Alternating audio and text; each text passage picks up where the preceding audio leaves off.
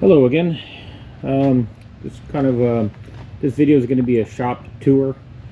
In case anybody's setting up a shop, maybe get some different ideas and things that I've done, and maybe it'll help somebody else out. Other than that, and you can watch and see where I work at, and just have the enjoyment of another video.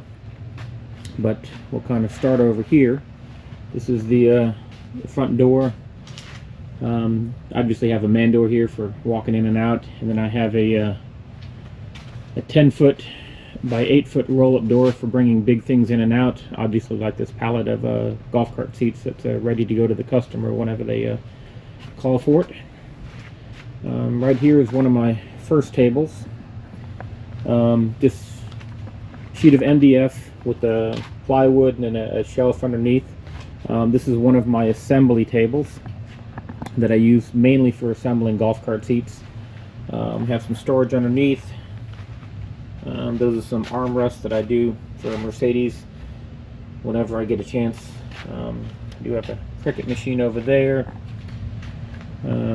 This isn't attached to the table, but it's my pneumatic press. I do have a video on that.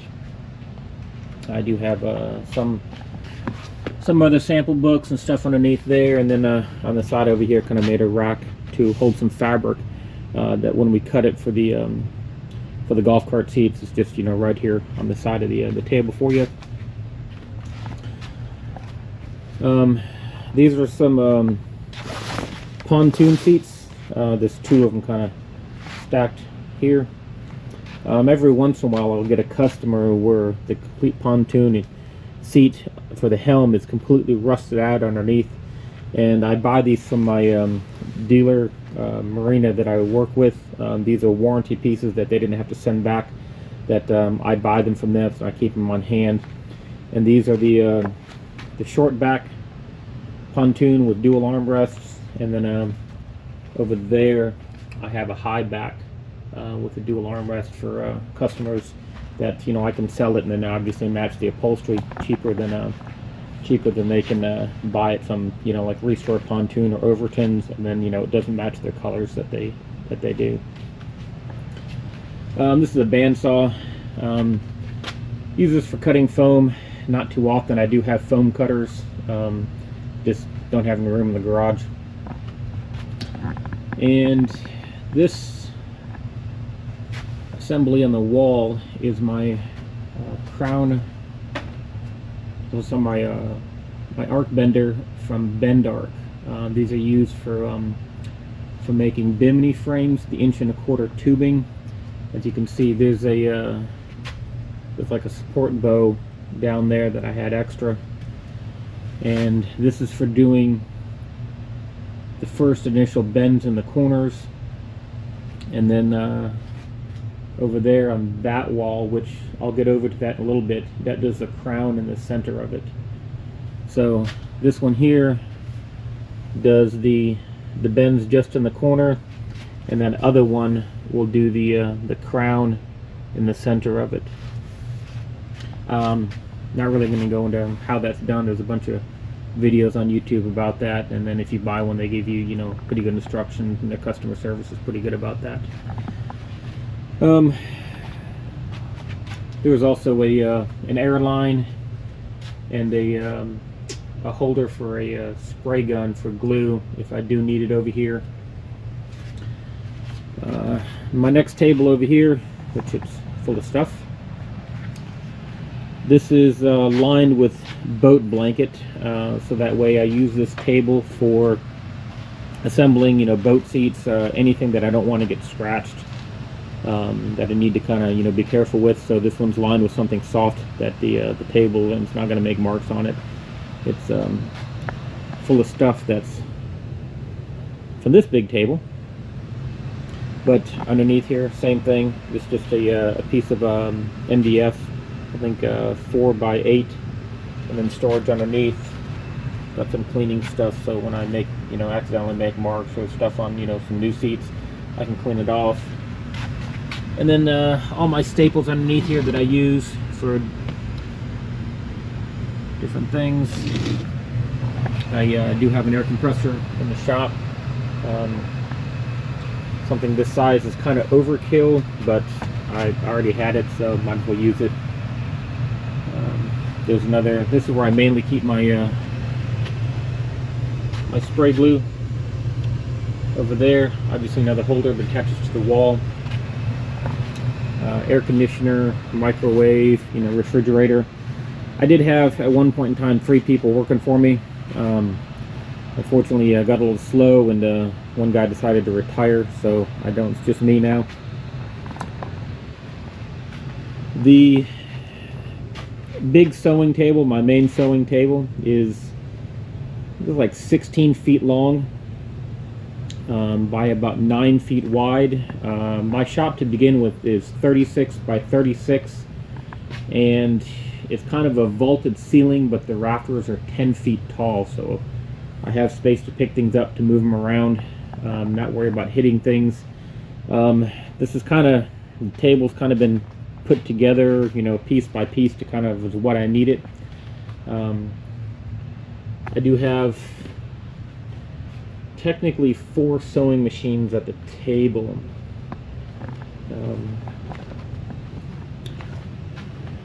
I have 2 of these. This is a Kansu 2206. There's one here, and then there's another one right there. I mainly sew with that one because I can reach, you know, I get good reach for things sitting on the table that are nice and large, canvas pieces, you know, big covers, and this is kind of like a secondary one. At the end of the table, which is not really used for business, it's a serger, another Kansu. I believe the model is CM794-7DD. I make blankets for the homeless, and I just, you know, pretty much serge the end, so that's all that I use this machine for. And then coming around over here, this is the other Kansu 2206. And then this one here is a small machine. This is a Kansu 7360. Bunch of miscellaneous stuff back here. Storage underneath. There's some zippers that I keep underneath there. There's a kind of a rack for spools and different things up here for big rolls of webbing. My sewing drawers that are usually are underneath here, I don't use them. I kind of made drawers that go into the table for, you know, all of the different feet, extra bobbins, the binders, you know, some screwdrivers, changing out feet, seam rippers, you know, some small rulers, you know, staples, for things that I have here. And I have another one of those drawers underneath there is all my trim, my hidem, my piping, all of the also the binding for canvas. There's kind of a lot of them underneath there, but I do have another drawer for the other machine. I don't have a organizer for all the feet, which I usually, you know, just go grab them from the other machine. This one still does have the drawer here, but I don't use it. But anyway, I clean off the table when I have orders for trailer curtains. There's a video online that I have for these trailer curtains. They're anywhere 25 to 30 feet long, so, and they're about 110 inches wide. So I have to completely, you know, clean off the table and make sure that I have enough room for them. This metal strip that I have on the side of it, on making those trailer curtains, the fabric that I get is 61 inches, and obviously being, you know, 100 or so inches wide, I have to seam them together. And if I sew them together, I don't get as good as a bond as if I have a 1-inch heat welded seam.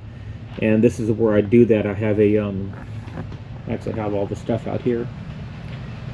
I have this is a handheld hot air welder. and then this is a kind of a rolling one, hot air welder that welds that seam, and doing it on a piece of metal so I don't melt or damage my table, and that's what this strip is for. And obviously, you know, I have a storage underneath for miscellaneous things. One thing that I do have over here is this is kind of my tub of patterns. So after I make some patterns, you know, I'll store them, kind of label them, you know, if it's something that I think I'm gonna, you know, use again. You know, a lot of engine covers, sometimes some boats I put in here, you know, different things for friends or for me, other customers, you know, that I have repeat customers that I do keep the patterns for. This is the end of the table. I have 2 racks here for the for that trailer curtain material. That's the 18-ounce vinyl coated polyester that I use. It's pretty heavy stuff. One of these rolls weighs about 150 pounds. So over there, and I'll get to those in a minute, the racks on the side for the vinyl rolls, which I can lift up usually one person. These take 2 people, and I'll roll off, you know, anywhere from 20 to 30 feet for one trailer. So having this at the end of the table is greatly easier than, you know, having it over there and trying to roll off 30 feet of that small table, or trying to move it around. So I keep them there. On this side over here is my toolbox. Obviously it's not big enough for one of my old mechanics toolbox, and just kind of use it for here. And obviously taking apart seats, putting them back together, anything that I need, you know, keep my tools in here. These are the 2 steamers that I use. I do have a video about steamers, if you want to take a look at that. Here's my battery center for all my battery tools. And this kind of wall is generally, let me see if I can move these steamers out of the way for you.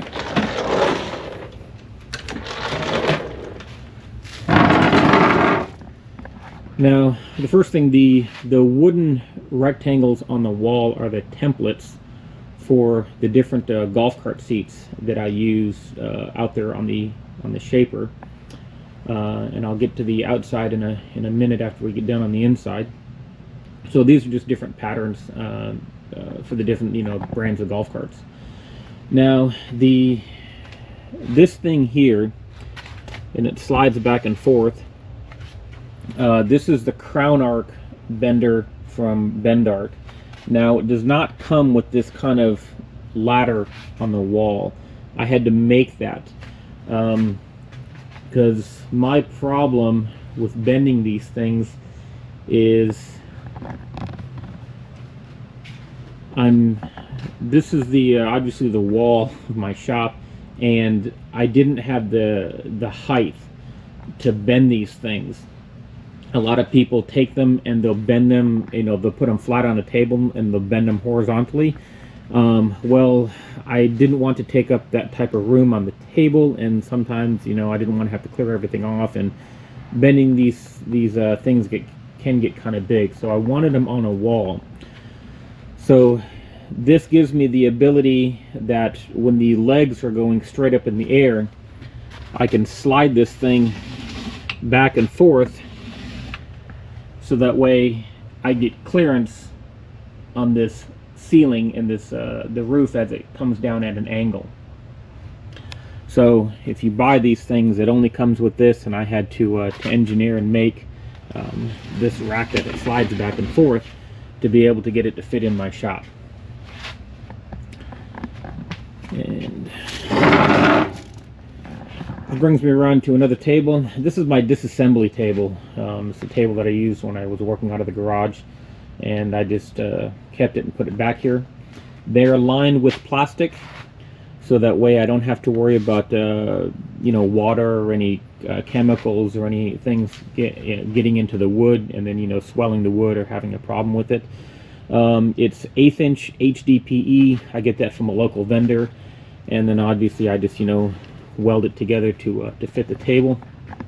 So this is kind of my dirty table where everything gets taken apart. And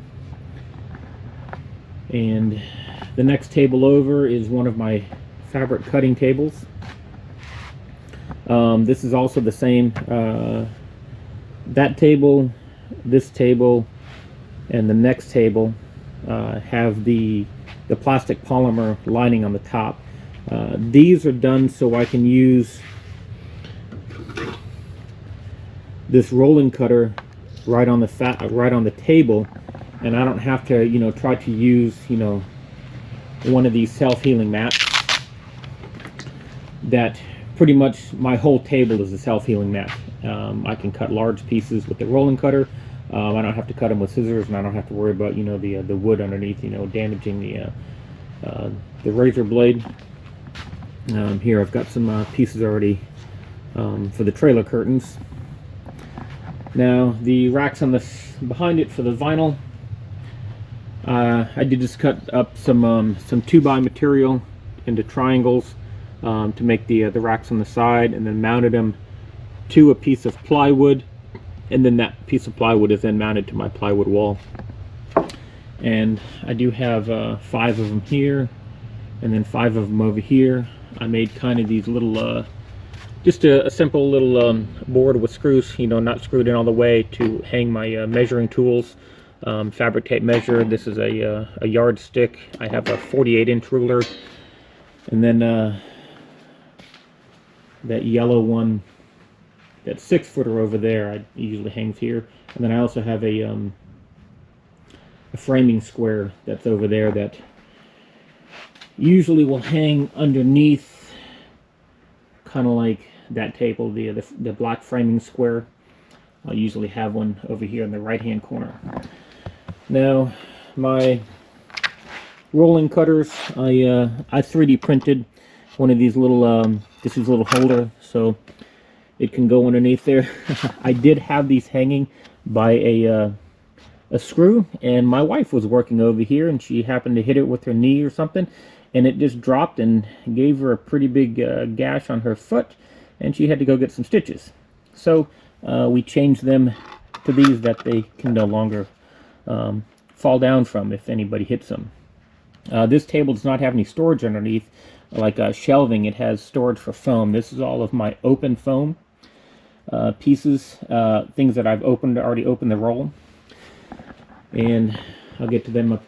This other shelf that's up top over there is all my rolls of foam that, you know, or that I have not opened yet, and obviously other pieces of fabric, but vinyl and canvas, but I'll get to that in a minute. And then this other one over here, again, I do have the fabric racks on the back. This one does have a shelf for storage, and this is generally all of my common use vinyl. These are all Seascape vinyls that I keep, you know, that I buy by the roll, that I keep in stock for customers. And then I got a piece of wood 2x12 for a house project, and then underneath here I have some miscellaneous pieces of wood for pretty much whatever is needed. Some polymer, some plastic, you know, this scrap material that is kind of really too big to throw away. And then to this table over here, it's full of all the stuff that is generally sitting on the table behind me, but this one is lined with metal. It's lined with aluminum, and this is my canvas cutting table. This table is obviously bigger than these other tables. This one is 12 feet long by 6 feet wide, so I can cut some pretty big pieces of canvas on there if I'm copying, you know, biminis or other things and templating stuff. I don't have to worry about hanging off, even though it generally does anyway. It's just can't really make it any bigger. And then underneath here, I do have, you know, extra material, generally canvas, screen material, isinglass, some other things that I do keep underneath here, headliner material. And again, over here on the wall, I do have a another rack system. Now this one only has 4 racks, and then the fifth one down here is my Durascrim. I buy the stuff by the roll, and it has, you know, kind of a little bit wider roll to it, so I kind of modified the fifth one to just fit these rolls only. And then obviously over here I have another little hanger for, you know, some measuring tools for each of the tables.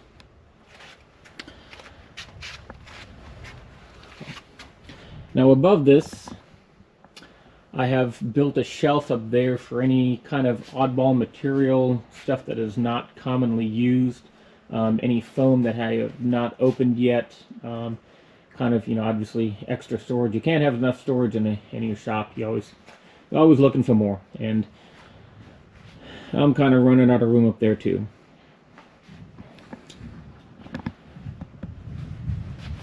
I have a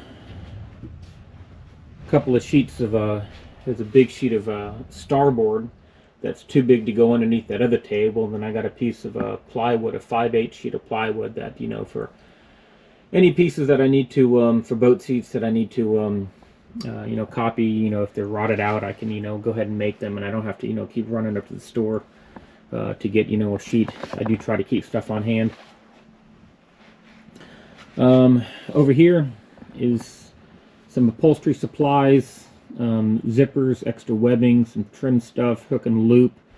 I did buy these big containers, I think from Uline, and I keep my zippers in there. You know, the like this would be the black double pull zippers. Up over here would be a white single pull zippers, and then down here I have black single pull, and then on the shelf underneath here I have a white double pull zippers. Try to keep these in stock. Obviously the black double pull I use the most of, so I try to keep those things on hand for projects and jobs, and I don't have to, you know, continually order them. These are all logos that I make with my Cricut machine. This is the marina that I deal with up in Astor. Give them a call, kind of a shameless plug for them. They're actually moving to their new location here shortly. They have built their new shop, and they sell pontoon boats. As far as I'm understanding, they're the #1 pontoon dealer here in Central Florida. And I put those on mooring covers, and these here, I put these on engine covers, and you know, a couple of different, you know, variations of colors. I kind of batch these out so I don't have to, you know, do one at a time when I do these. When I make mooring covers, these are the kind of patches that I put in the mooring cover for grommets where the poles go. Here's some more trim supplies. Now I have 3 of these 55-gallon drums, the polymer ones. There's 2 of them here, and there's 1 of them over there. Now I keep these for scraps of material. This one is canvas only, and a lot of times when I buy my umbrella, I buy it by the roll, and sometimes, you know, I'm trying to do another mooring cover, and I need a 8.5, 9-foot section, but I only have a, you know, 4 foot left on the roll. So I can't use it because that would be an odd seam that doesn't look right. So sometimes I have pieces in here that, you know, 4, 5, 6 feet long that are the end of the roll that I can't use, and I don't really want to trash it. I do give them away sometimes to people if they ask for them, you know, local people, you know, for different projects or different things like that. I obviously keep it for patches if I have any small projects and different things, but they're nice to kind of have a spot for them. This one here is all for my cut-off pieces of foam that I can use for patching foam, any small little projects that I need to do, you know, reinforcing, or, you know, if I need some extra foam. That's for all my cut-off foam. And then over here, this is all for vinyl fabric. This stuff's good for you know, obviously small projects, pulls, scrap different things. Sometimes, you know, if you got a piece that's just big enough, and whether it's canvas or the vinyl, if I need to wrap a seat for transportation, you know, throw it in the back of my bed, then I'm not, you know, I just reupholstered it, and I'm, you know, don't want to get it scratched or, you know, damaged or anything. You know, this is where the large pieces of extra fabric, you know, can go into. This one here is just for vinyl.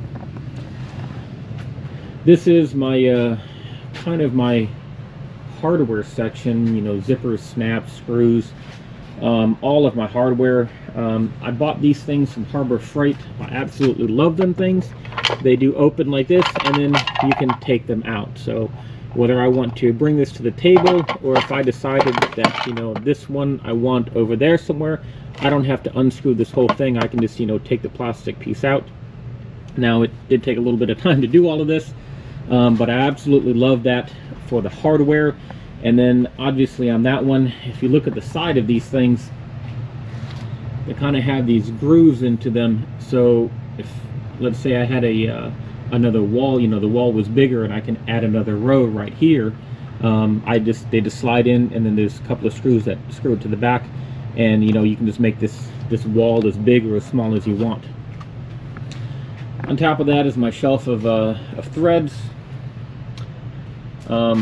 Kind of ran out of room, so I needed to stack, you know, the light colors, you know, to get more room, and I just use a I think it's a 7/8 or 1-inch dowel, I'm not sure, and the dowel is not, you know, attached to the shelf.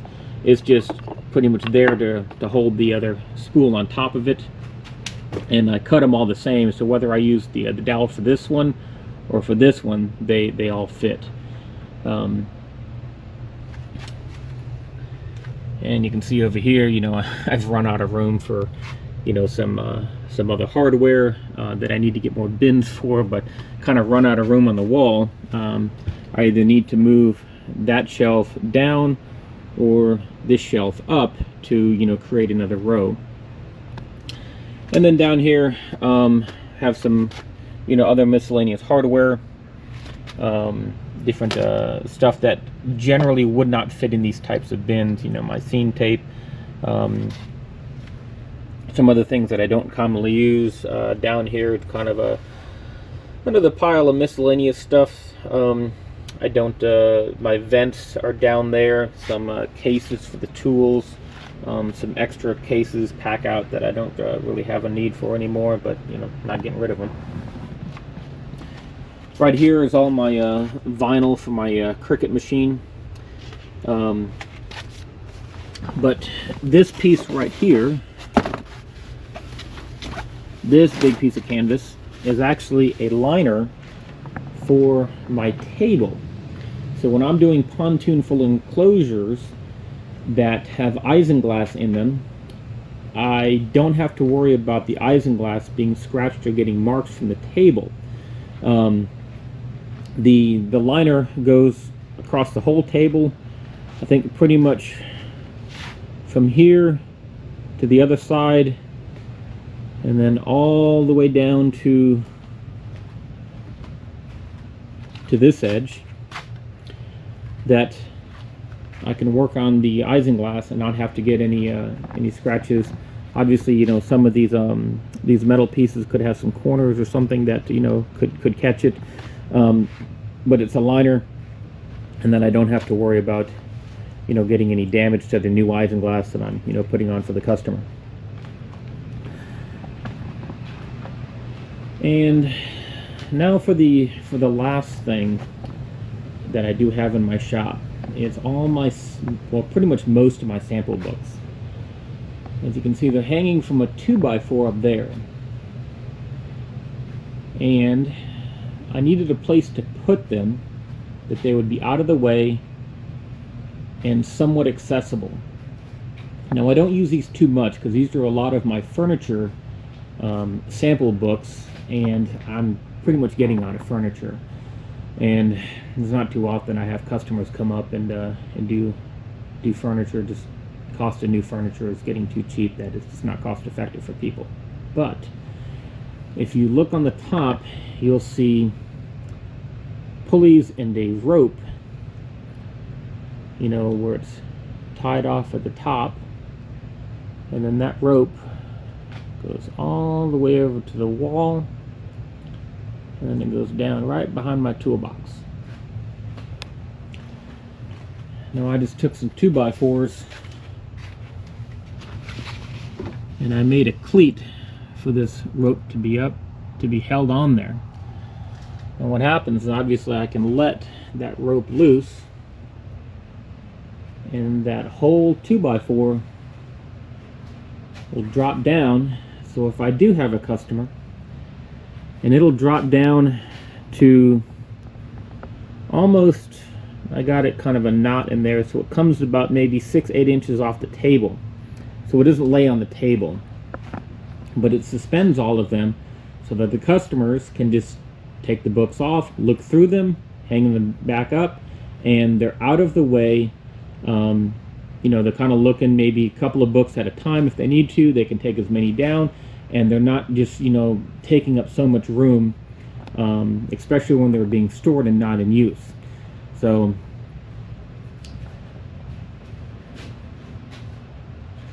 I put them all up there, and they can hang on the ceiling. Now, in the center of my table, there's a drop cord there that I can use. I have 4 of them around the shop, and then the one in the middle for the electric. When I did build the shop, I put in outlets. I think it was about every maybe 8 feet from each other, all the way around the walls. And I even put some on the ceiling, and I don't even really use them. And right here, in between these 2 tables, I have a air line and a power cord. And over here, in between these last 2 tables, I have a power cord only. I haven't needed air over here yet. And each one of these hose reels is a 50-footer. So if I do need to pull it down, I can, you know, get it to this corner of the shop.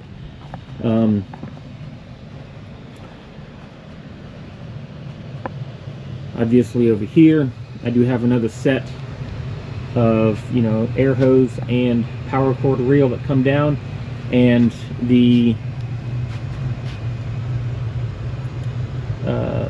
air glue gun, I do plumb that separately, so I don't have to disconnect you know, my air tool stapler or whatever I need to spray glue. That is plumbed separately. And then over here,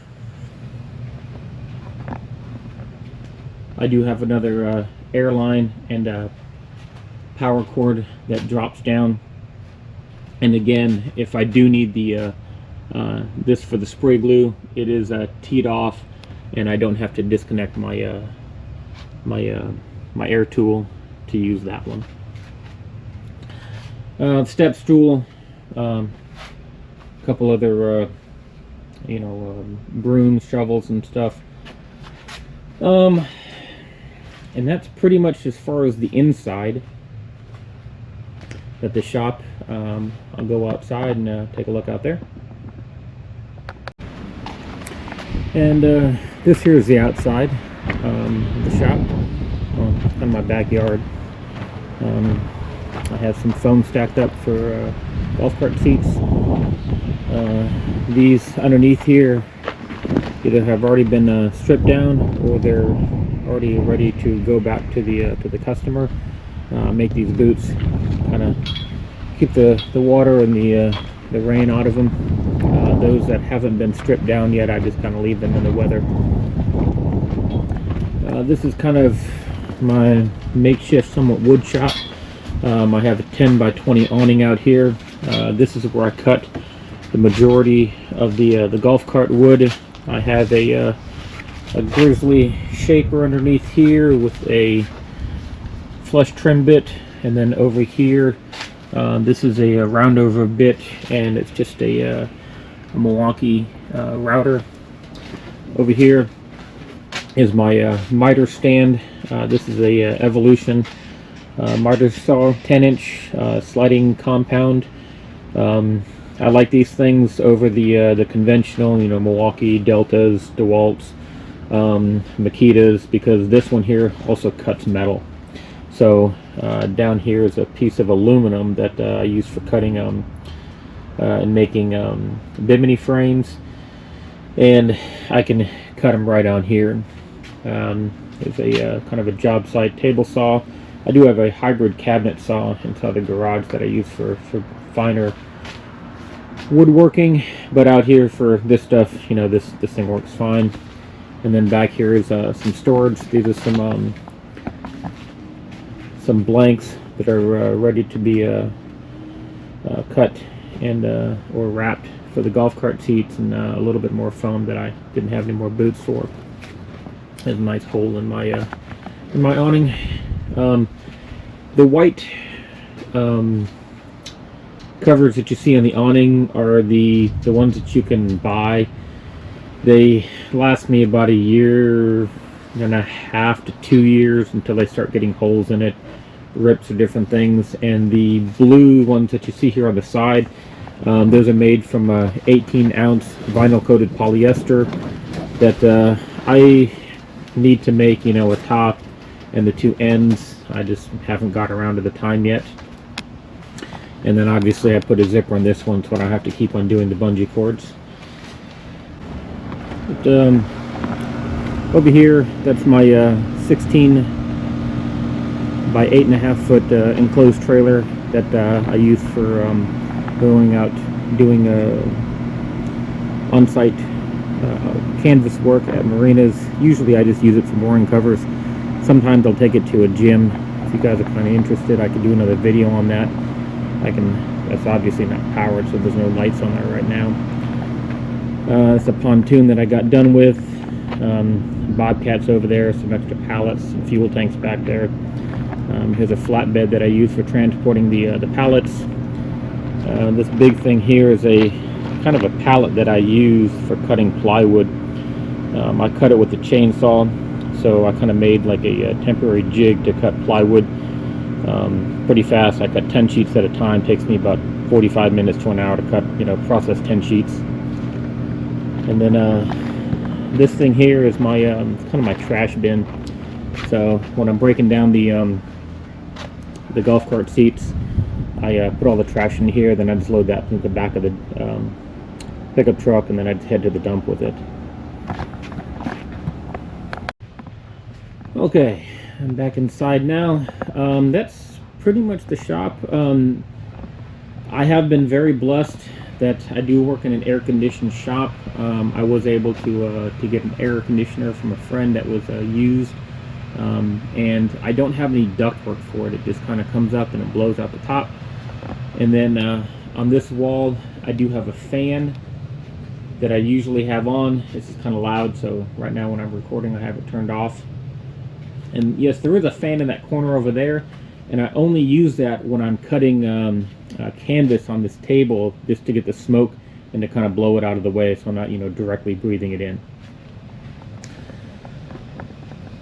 But that is my shop. I've been very blessed to be able to build this. My father-in-law and my dad and I, we framed and did all of the woodworking, all of the roofing, the rafters, and all of that. Obviously, I had a vendor come in and do the concrete work and some of the electrical. But I built most of this myself. Back over here, this was originally going to be a bathroom. Haven't seen any need to turn it into that.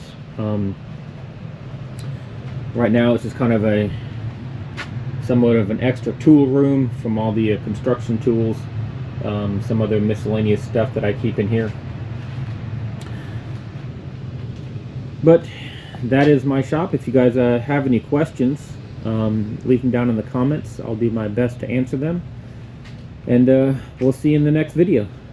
Thanks for watching.